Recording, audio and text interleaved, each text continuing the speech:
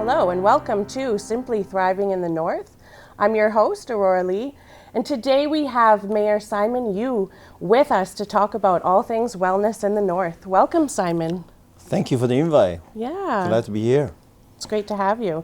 So I'm curious, what does wellness mean to you? Wellness, well, from economic sense, people have a lot of good utility points. People feel happy, feel healthy. Most importantly, is the relationship between each other is well. So wellness means a holistic approach to health. That's what it means to me. It's not simply just medical issues, but just day-to-day issue in terms of our well-being living in the northern BC. That's why we're here today, because talking about relationships with wellness, that's so many things. So I think that doing these kinds of gatherings or meetings can really represent, conversations of wellness. I think that they can become more common. Absolutely. Because the way how people connect to each other now, use the internet, use a cell phone, whatnot. People not realize there's a lot of loneliness out there. A lot of people live alone. Their way of communication is, once in a while through cell phone and whatnot. It is good, supplementary communication, but never is the same. When people like you and me, we can sit down to talk about wellness, in terms of as face to face. So I think we need to promote more gatherings and learn from each other, have fun with each other. Yeah. And you said being well together in relationships. What is a well relationship? Well, relationship, people feel whenever they conduct any activity, whether it's conversation, whether it's share a meal together, they feel they're in a safe space, a space where they don't feel they've been discriminated against. They feel they be treated equal. Whatever the walk of the life and the age, they feel they're being treated as fellow human beings, not to be judged. That's how I feel. Whenever people meet and talk to each other, this is foremost important. It's something amazing to strive towards. You said something really interesting to me when we talked last, and you said that it needs to be beyond what's medical, like outside of the box, in terms of helping with the current realities that some people face, the current statistics that we're seeing in so many things. Yeah. What would that look like? What is wellness outside of only the medical system? Well, it's a human being. We're a creature of a habit. So wellness is we able to establish some good routines when we're young. Exercise, drinking water, lots of waters, have enough sunshine, visit each other often, have just feel like a connect to the community. And these are the fundamental thing. I think reduce stress, prevent a lot of disease in the first place. And when the wellness is looked upon only as when you got sick, you take medicine and then go into the hospital, that's acute care to me. So I think we as a community, we need to use our knowledge to keep each other well. It's a tall task, because everybody feels so busy, don't have enough time. We need to make time. We need to make sure that each time of the day, the week, we are together to develop the well-being in each other. So this is what I think we need to do that.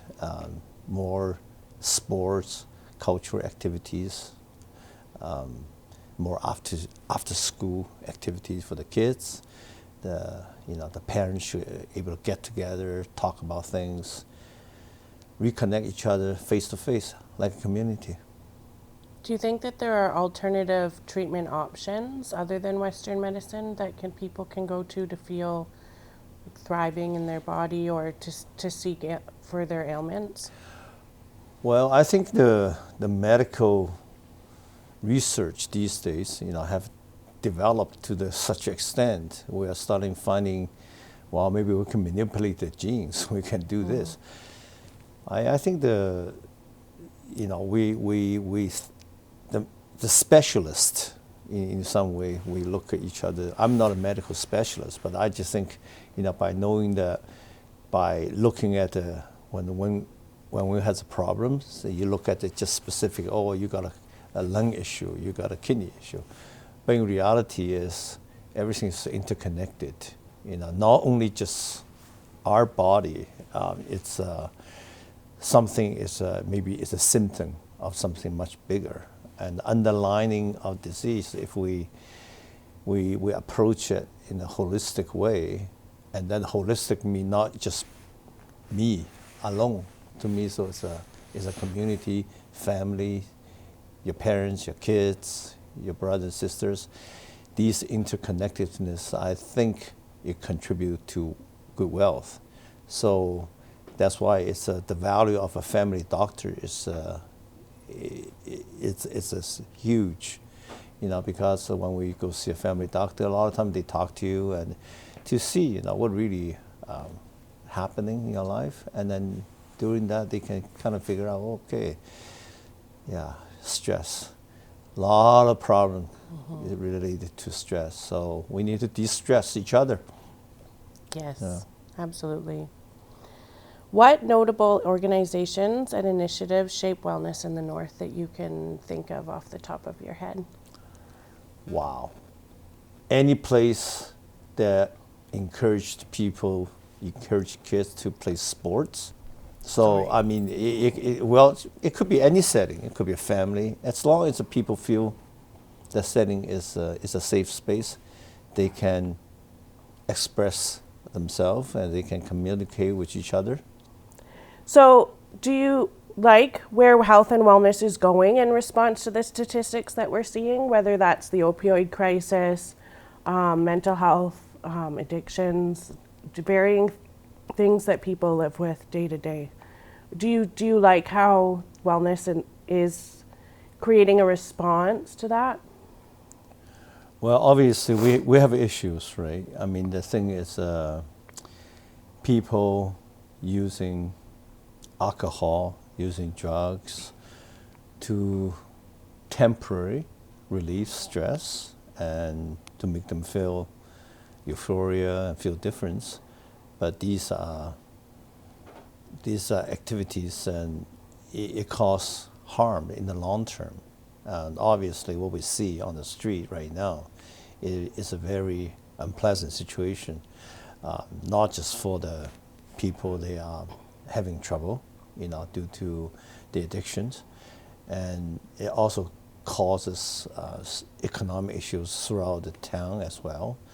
So, based on these statistics and what we're facing as a society, obviously we need to do a lot better. To have a treatment centers and to get people off the drug, alcohol, it's a good thing. But more important, I think we need to develop a health lifestyle when they're young, and so less people will be addicted to these very toxic substances that really cause problems. Yeah. So it's really about breaking cycles. Breaking cycle and understand. To knowing a problem is one thing. Everybody knows the problem. Whether it's people even addicted to drug or alcohol. But to truly, fully understand, how these chemicals is playing tricks on his own brains, and to understand what is the steps necessary to get out of the vicious cycle. Well, that takes education. That takes community working together. It's not easy, but we as a community, we have to do it. We have to do it, or else we are not going to break the cycle. and we think we're doing something, but we perpetuate a situation that is a lot bigger than we realize. Yeah. Yeah. And when systems separate families, it's also very harmful and it maintains the harm. Yeah, it's a family structure is important. I mean, the thing is, we have not really changed that much over the last couple of thousand years. Mm-hmm. We still should be very much connected to the family, mm-hmm. to the neighbors. We need to also maybe perhaps using better architecture to create communities that people feel that they know their neighbors, make a situation okay, they have to talk to each other, and more common activity areas. Yeah, when I talk to some of the senior people, and it seems the issue out there it is loneliness and disconnect. Yeah, it's disconnect. That isolation. Yeah, and same with people struggling with mental health issues. Like they have a lot of isolation, and it's harder and harder for them to come out and find that community, that belonging, and acceptance, and then it maintains the mental health struggles that they're going through. So I think that you're absolutely right. So when somebody's listening to this and they're thinking, well, how can we, like, I have to live in the place that I live in, or I don't have any family members, or, how can we create community in the small pockets that we can? What's an inspiring message that you would give for those folks? Well, it is to make sure they know when you need help, when you don't feel good, there are agencies out there, foremost, if you've got a family doctor, great. If you have parents, talk to your parents, and don't hold it in by yourself, and reach out. Go join a club, start activities that maybe when you're young interest you.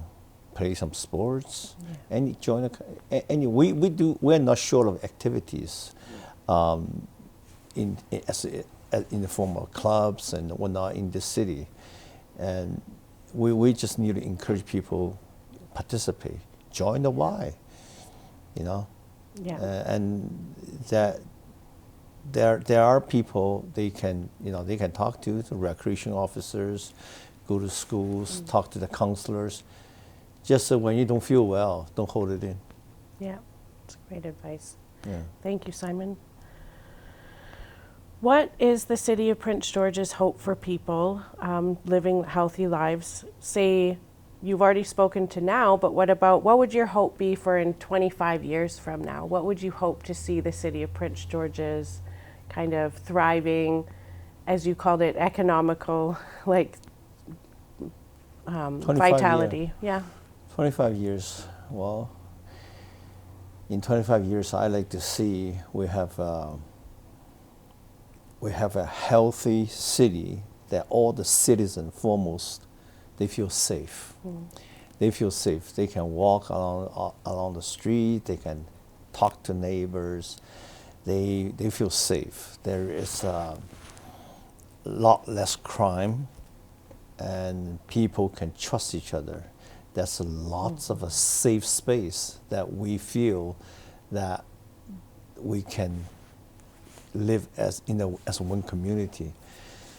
In 25 years, I hope the medicine has advanced that we can relieve the pain in each other a lot faster in 25 years. I still think we as a human beings, we still need to concentrate on the fundamentals that in the city that we feel happy. Not necessarily means everybody got abundance in everything, but just feel adequately happy. They know if you're in need, there's help there, and a place truly can feel and call it home. This is what I hope 25 years from now. Over the years, we have so much transient population, people. I see people come and go. They just feel, Prince George, they're not connected to Prince George in such a deep way. Feel this is a place I want to retire here. I want to raise my family here forever. I like to change that. I want everybody to be, living in Prince George is a privilege because this place, all the citizens are so happy and we have so much activities. This is what I want the city to be in 25 years. I see a lot of public plazas. I see we have a beautiful symphony hall. I see the worlds come to Prince George for tourism, for conventions. I see this will be the place where we produce the best hockey players, best basketball players. We have a lot of the cultural dancing, singing. A place, I'm not saying it would be a place of utopia or anything, but these are the goals we have. As a leader, we have to strive towards. Yep.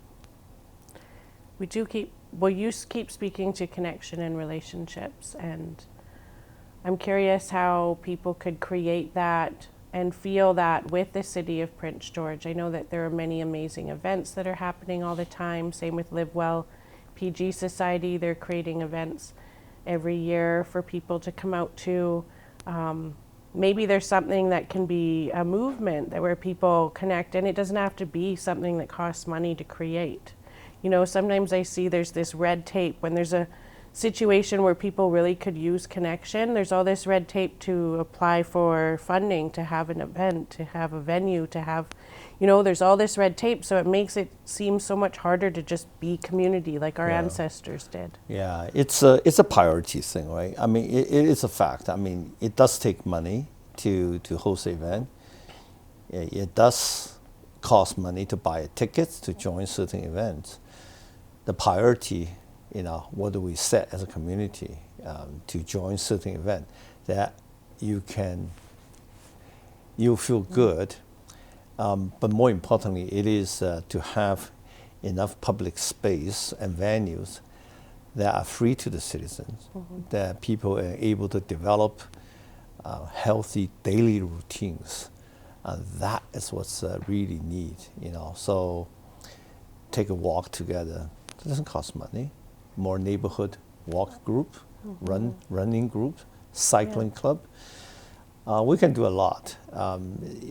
We cannot using just an economic constraint to put a limitation on ourselves. There are ways to do it, but it takes organization. It takes a will. Summer barbecue, neighbor get together. Maybe that's the place to start a neighborhood club, and. We need that. We need to engage each other, not sitting home and play the phones, which seems very good, but it really, in the long term, it also does cause social isolation to some degree. Yeah. And the deeper people go in isolation, the harder it is. It takes that long to come back out. Yes. So to just and join a walking club would be a huge leap. It'd be too advanced for them, for those folks. There's incremental steps that they need to take to feel that safety and trust again. Yes. That you're speaking of, and I think it's so powerful. But what truly would build that trust, right? And I'm curious. Do you have any questions for me? Well, I mean, you. This is Roger's studio now. I came here a couple of times through my political career, and I wish your show well. Thank you. And I think, to have a show dedicated to wellness of the community, dedicated to the people to tune in to say, I like to listen to the people to see what I can do. I congratulate to start this, and I hope you do well. And I hopefully, in time, this is the place where a lot of information will be given to the public to say, well, if I want to feel wellness, if I want to feel better, if I don't want to join a club, this is the show. Here's a code I can zap on my phone to know where I'm gonna go to my next event. Yeah, I hope that it does create that motivation to see all of the different things and the happenings. Yeah. Even from, in Dawson Creek and Fort St. John, the show Small community. will be in airing in Williams Lake and all of and everywhere in between. So Yeah, small communities. we are Prince George is urban and rural, right? So I mean, community small or big, the issue we're facing is the same. it is the same. It's the same, and of course we would like to have everybody like to have a great, medical services, but the best doctor is each other. Yeah. Thank you. Thank you so much. Thank you for tuning in to Simply Thriving in the North. This talk show is for you. It is for the people who it represents for wellness. So if you have ideas, if you have thoughts on what you want us to be talking about or suggestions on who guests could be, please email me at simplysacredsolutions@gmail.com. I'm your host, Aurora Leigh. I'm a wellness anthropologist, and I care about those who are struggling with depression, anxiety, thoughts of suicide. You matter. Those struggling with domestic violence, those who are survivors of domestic violence, and they're still remembering who they are again. I care about those struggling with anything where they're not sure of who they are. Self-esteem. Self-esteem holds back so many folks. Just self-esteem alone prevents people from living from their purpose, from their heart, from their goals. And why are we so hard on one another? I often use this analogy of the baby deer. Nobody laughs at a baby deer that's learning how to walk. And we are all learning how to walk in different ways many times throughout our lives. So why are we so hard on one another? Let's be gentle with one another. Let's encourage one another. How would we feel about encouraging a baby deer? Nobody laughs and points or shames them for not knowing something or making mistakes. We say, "Oh, of course you're learning."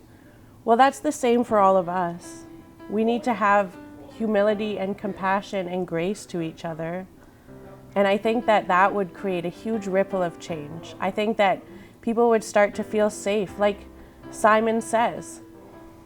Simon reminds us of our ability to build trust and safety with one another. And I think that is so key. So if you have the ability to change someone's life because you are a little bit safer or encouraging to them, isn't that worth it? Couldn't that save a life? Couldn't that make us all have a thriving community? That's the way that I think that we're intended to live. I don't think that we're intended to be, name calling or cutting each other down or being jealous and competitive with one another. So a lot of these core issues come from that self-esteem. And sometimes that happens very early on when we're not sure of who we are. But there's different ways that we can approach these things now. I mean, it's worth it. It's worth it because everybody lifting up and reaching their goals is important. And you're important and your goals are important. And so if this is the only time you ever hear that message and it hits for one person, it's worth it to me. And that's why I'm doing this talk show. Because I had friends that lost their lives to addictions. I've had friends that lost their lives to depression, because losing their life to depression includes not living out what they truly want. They're tucked away because of fear of social shame. And even if we try to coax them out, that social power is so much stronger than one individual's voice saying, "Hey, you can do it." So how can we create more of a blanket for everyone in the community? How can we represent that? We have to do it together. We have to create a new movement that makes it safe for people, because there are millions of people living with mental health and addictions. I mean, if we aren't treating this like a crisis, then what are we accepting and allowing? In 25 years, we won't have that happy, thriving community. So we need to put action to that now. We need to create a safe space and make it important. The science is finding that a 5-second hug actually releases dopamine that makes people feel happy, trusting, love, safer, their nervous systems relax. Most diseases and ailments stem from stress, acute stress that prolongs over time. And so there's so many things we could do to minimize that stress level, and we can genuinely be more well. But it starts with you. It starts with your own thoughts of how you want to treat yourself with kindness and how you want to treat others with kindness. And I hope that this message serves you in a kind way and wherever you're at in your journey. Thank you so much for tuning in, and I hope you come back again.